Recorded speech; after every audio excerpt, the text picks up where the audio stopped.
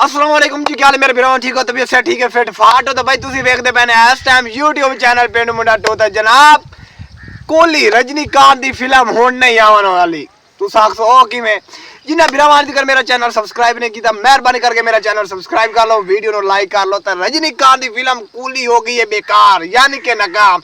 15 अगस्त ਨੂੰ ਆਉਣ ਵਾਲੀ ਆਈ ਤੇ ਲੇਕਿन ਹੁਣ ਉਹਨਾਂ ਫੈਸਲਾ ਕੀਤਾ ਹੈ ਕਿ ਅਸੀਂ 15 ਅਗस्त ਨੂੰ ਫਿਲਮ ਰਿਲੀਜ਼ ਨਹੀਂ ਕਰਨੀ।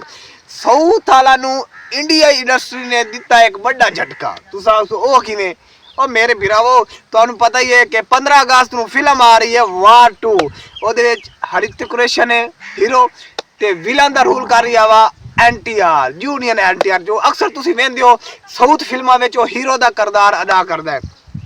ਤੇ ਜਨਾਬ ਪਹਿਲਾ ਕੂਲੀ ਇਹਦੇ ਨਾਲ ਟੱਕਰ ਲਾਉਣ ਵਾਲੀ ਹੈ, ਲੇਕਿਨ ਜਦੋਂ ਟ੍ਰੇਲਰ ਰਿਲੀਜ਼ ਹੋਇਆ ਨਾ, ਹੁਣ ਤੁਸੀਂ ਆਖੋ ਟ੍ਰੇਲਰ ਕਿਹੜਾ ਜਨਾਬ? ਟ੍ਰੇਲਰ ਰਿਲੀਜ਼ ਹੋਇਆ ਜਦੋਂ ਦਾ ਵਾਰ 2 ਦਾ, और कूली का भी ट्रेलर रिलीज होया, लेकिन सब तो ज्यादा यूट्यूब ते अगर वेखा जावे ते मिलियन पता नहीं किन्ने मिलियन व्यूज वजिया वार 2 नू।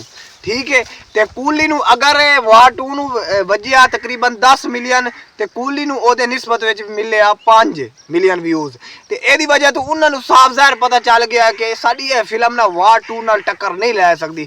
पहला इन्हां बड़े ना शौकी नाल इन्हां आख्या कि लै भाई साडी जिहड़ी फिल्म है ना रजनीकांत दी कूली ये वार 2 नू टक्कर दे सकती है, यानी कि 2000 करोड़ का बिजनेस कर सकती है। लेकिन ना भाई ना, अगू तो पता ही है कि हीरो केड़ा हरितिक रोशन क्रिश 1 क्रिश 2 क्रिश 3 वाले तुसी वेखिया हो सी फिल्मां हिट फिल्मां दे चुका वा।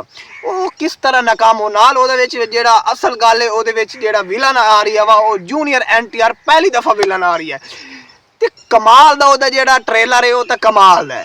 ठीक है, उस तो बाद अगर आप कूली की गल करिए तो कूली के जोड़े सॉन्ग हैं मैं कहता मैंने तो वही पसंद नहीं है, बेकार सॉन्ग हैं।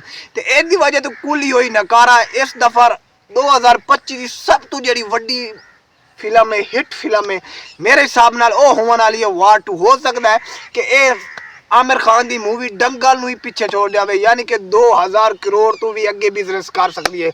तो तुसी कहंदे फैन हो तुसी मैनू कमेंट में दसो सी।